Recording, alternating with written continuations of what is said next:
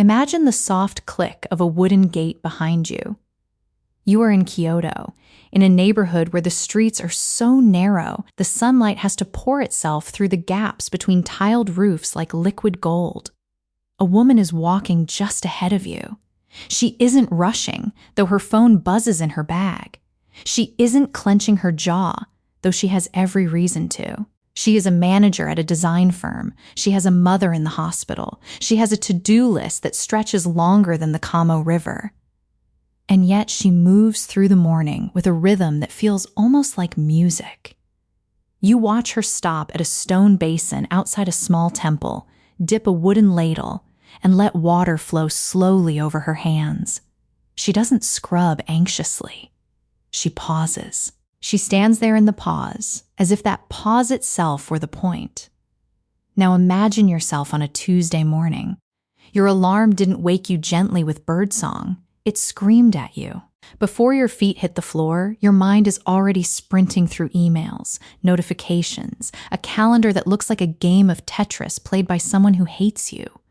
Your shoulders are tight before you even pour coffee. You're not facing a crisis, not exactly, just the relentless, grinding friction of modern life. And somewhere deep in your gut, you already know you can't outrun it, can't out-hustle it, can't optimize your way into peace. You've tried. We've all tried. So what does that woman in Kyoto know that you don't? It's not a morning routine. It's not productivity advice. It's not even meditation in the way you've been taught it. It's something far older, far simpler, and far more radical. There is a Japanese rule, a single principle so deeply woven into the fabric of daily life that it eliminates up to 80% of daily stress before it even has a chance to form. Not by fighting stress, not by managing it, but by changing the entire relationship you have with it. The name of this rule is not what you expect. And by the end of this video, you will not only understand it, you will feel it working on you simply by listening. We have been taught a flawed equation about stress. The equation goes like this: external events plus internal resistance equals suffering. So if we can just kill the resistance, bulldoze through it, or arm ourselves with enough grit and caffeine, we will win. The Western mind sees stress as an enemy to be conquered. We talk about fighting stress, beating burnout, crushing anxiety. We wage war on our own nervous systems and then wonder why we feel so exhausted all the time. We think the problem is that we haven't tightened our grip enough, so we tighten harder until our knuckles go white and our soles go gray. And in that tightness, we lose the very thing we're trying to protect, our capacity to feel alive.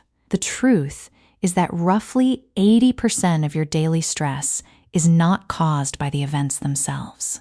It's caused by the friction of your reaction to those events, the mental static, the constant commentary, the desperate attempt to control things that were never yours to control.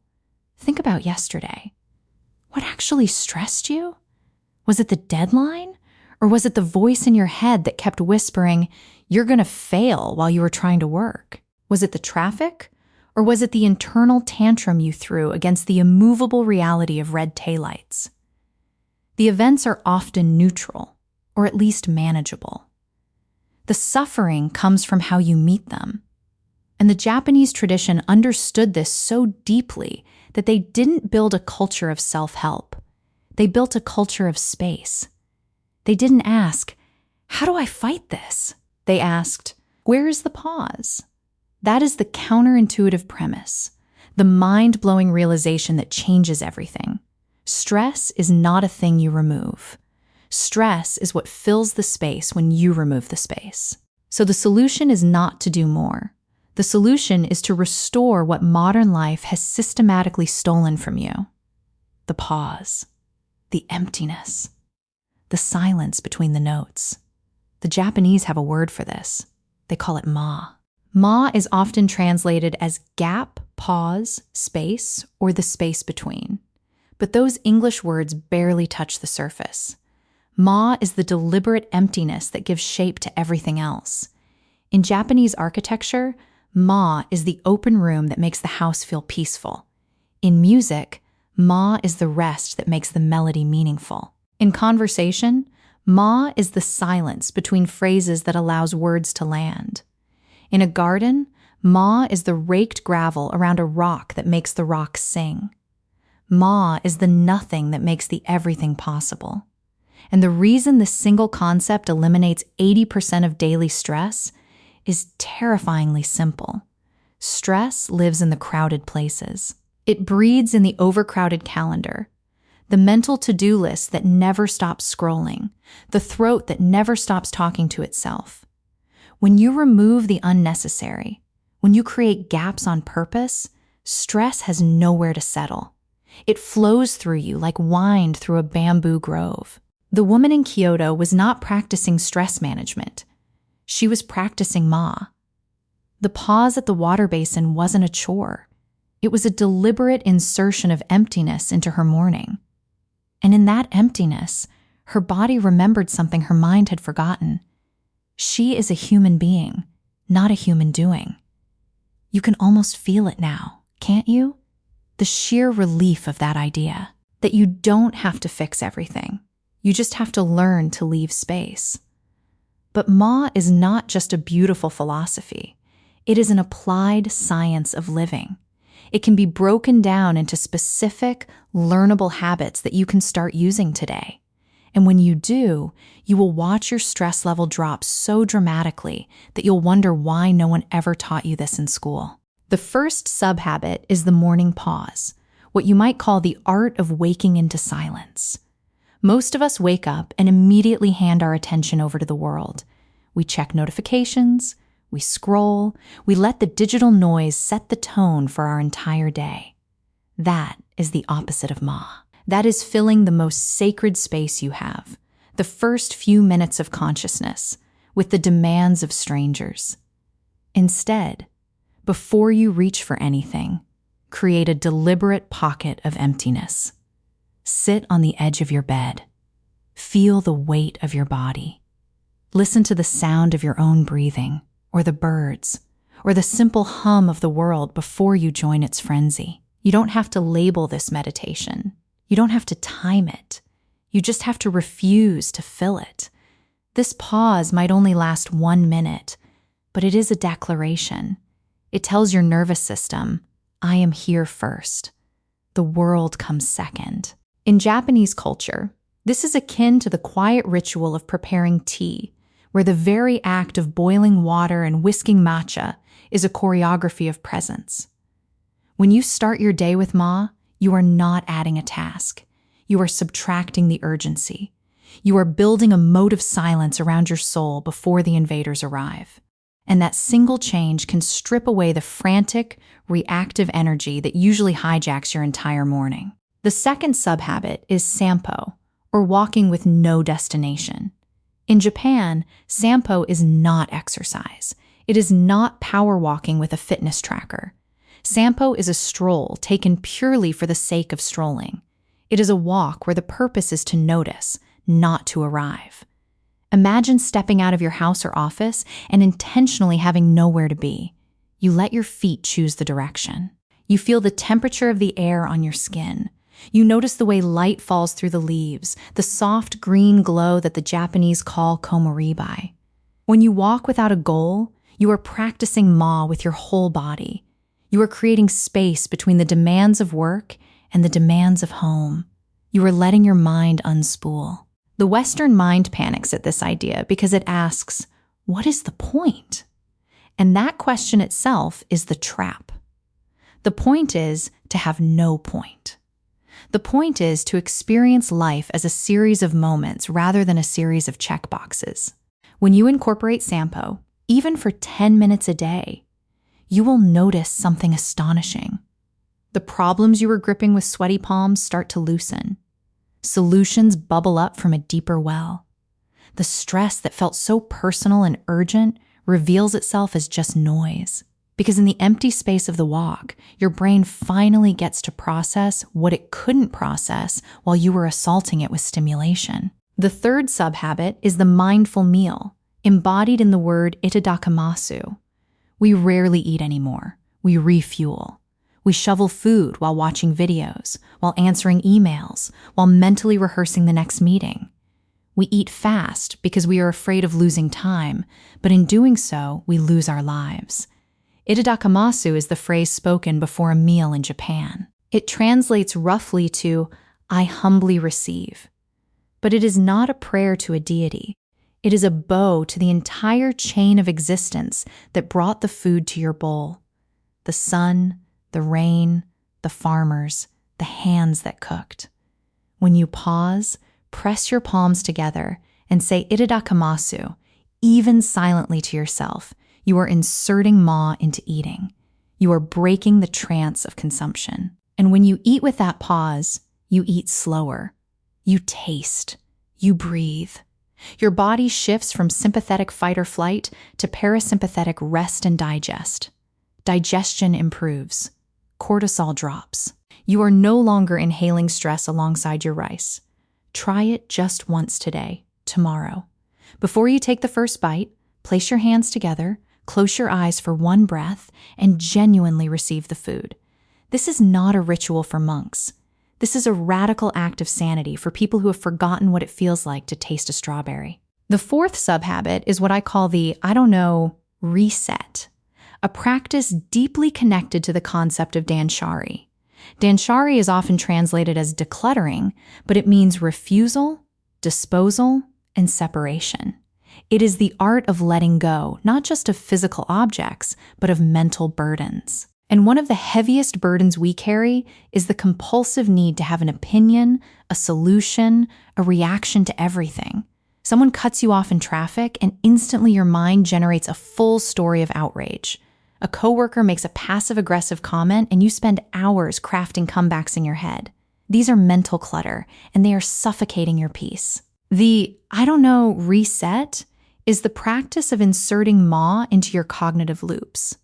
When you catch yourself spiraling into worry or judgment, you simply say to yourself, I don't know. I don't know what their intentions were. I don't know what will happen tomorrow. I don't know if this will matter in a year. This is not ignorance. This is intellectual humility.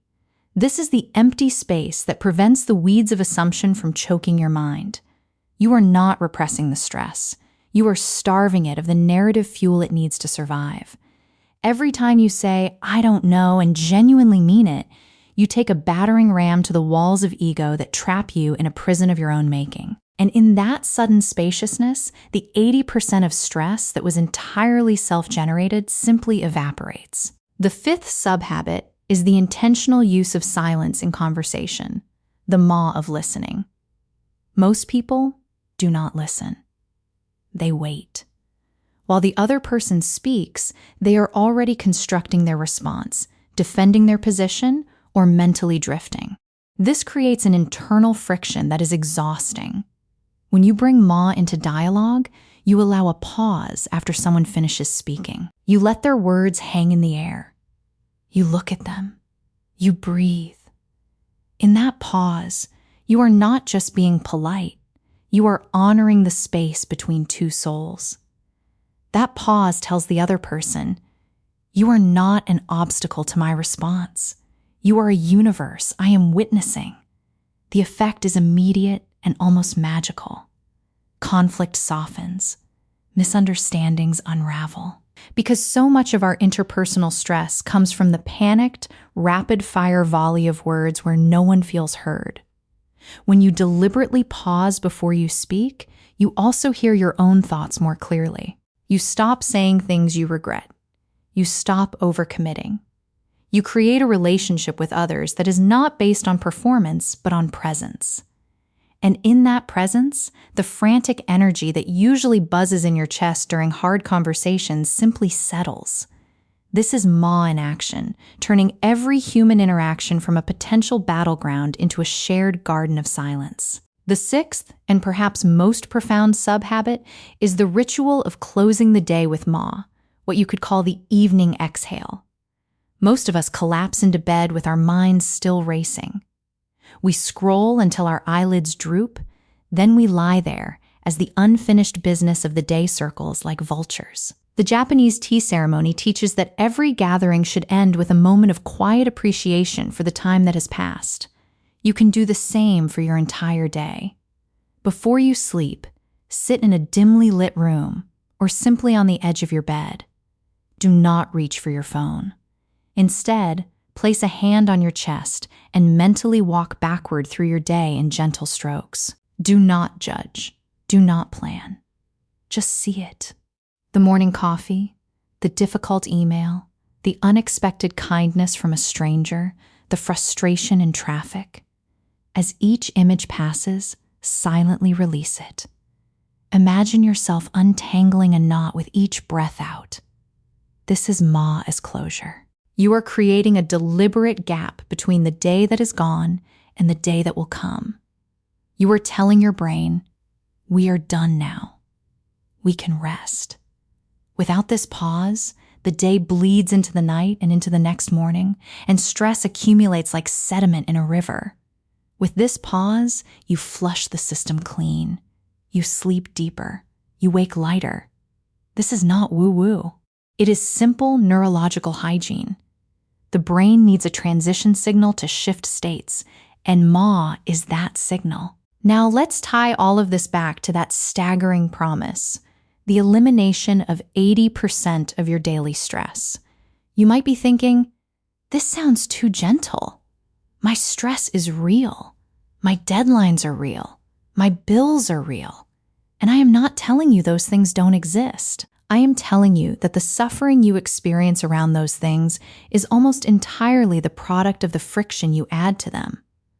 Imagine your life as a long scroll of ink painting. The ink represents the events, the obligations, the unavoidable realities. Without Ma, the scroll is just a frantic tangle of black lines, a chaotic smear that the eye cannot bear to look at. But when the artist leaves space, when the mountains are separated by mist and the branches are separated by sky, suddenly the painting becomes not only bearable, but breathtaking. The ink hasn't changed. The percentage of black on the page hasn't changed. What changed was the presence of emptiness. That emptiness is what allows the meaning to emerge. That emptiness is Ma. The 80% of stress that disappears when you adopt this rule is not the stress of being alive. It's the stress of never allowing yourself to just breathe between activities. It's the stress of never letting a thought complete itself. It's the stress of never feeling truly received by another human. It's the stress of filling every silence with noise because you are terrified of what you might hear if you stopped. When you practice the morning pause, the destinationless walk, the mindful meal, the I don't know reset, the listening silence, and the evening exhale, you are doing something radical. You are re-architecting your entire experience of time. You are shifting from a life of compression to a life of expansion. The tasks are still there, but they no longer press against your skull with the same suffocating weight. You have inserted gaps, and in those gaps, the pressure equalizes. You become like the bamboo that bends but does not break. You become like the Japanese garden where every rock has room to speak. The Japanese rule that eliminates 80% of stress is not a technique. It is a reclamation. It is taking back the spaces that modern urgency stole from you. It is the understanding that the most productive thing you can do in a chaotic world is to stop, breathe, and create a pocket of protected nothing. Because in that nothing, you finally find everything you were chasing through all the doing. So here you are at the end of this video, and you have a choice. You can nod, click away, and let this fade like so many other inspirational thoughts. Or you can do something different. You can start with a single pause. Not tomorrow, not when life gets less busy, but right now. Pause this video if you need to, but before you move on, take one conscious breath. Feel the space between the end of this inhale and the beginning of the exhale. That tiny gap is Ma. That tiny gap is the seed of a whole new way of being. If this message resonated with you, share it with someone who is drowning in busyness. They might not know that they are gasping for air, but you do. You can be the pause in their feed, the gap that reminds them there is another way. And if you want to walk further down this path, I will place a recommendation on your screen right now, a video that expands on the quiet wisdom of Japanese philosophy for everyday life. Click it when you feel the pull, but not before. First, let this moment be complete. Let this silence be enough. Thank you for being here. May your day be full of beautiful, intentional emptiness.